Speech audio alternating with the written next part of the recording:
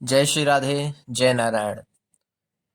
फरवरी में माघ मास के गुप्त नवरात्रि का प्रारंभ हो चुका है और गुप्त नवरात्रि का समापन 18 फरवरी को होगा।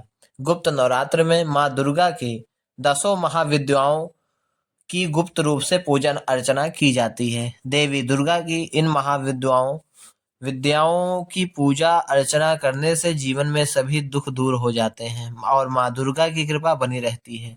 तो आइए जानते हैं कि क्या इनका पूजन और किस तरह विशेष तरीके से आप पूजन कर सकते हैं, क्या पाठ कर सकते हैं जिसका आपको फल अच्छा मिले।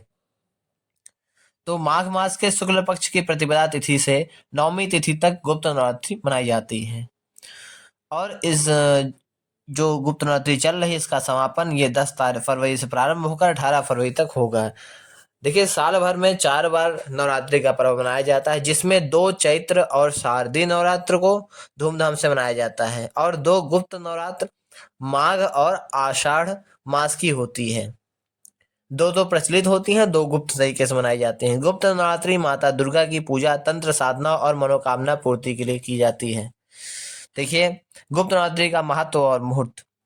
देखिए, गुप्त नवरात्रि में माँ दुर्गा की 10 महाविद्याओं की गुप्त रूप से साधना की जाती है और उनका आशीर्वाद प्राप्त किया जाता है, इसलिए इसे गुप्त नवरात्रि के नाम से जाना जाता है।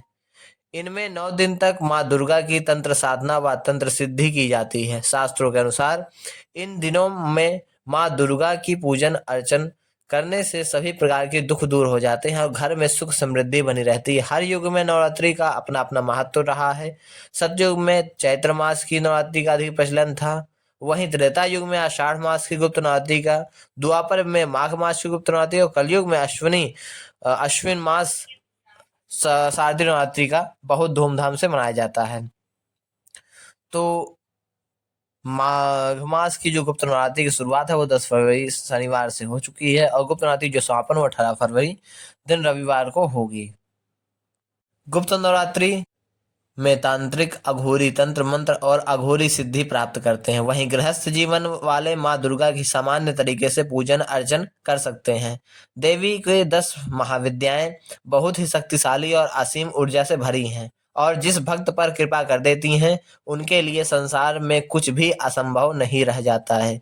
देवी की ये 10 महाविद्याएं हैं: माता काली देवी, तारा देवी, माता छिन्नमस्ता देवी, माता षोडशी देवी, माता भुवनेश्वरी देवी, माता त्रिपुर भैरवी, त्रिपुर सुंदरी, माता धूमावती देवी, माता बंगलामुखी देवी, माता मतंगी देवी और माता कमला देवी।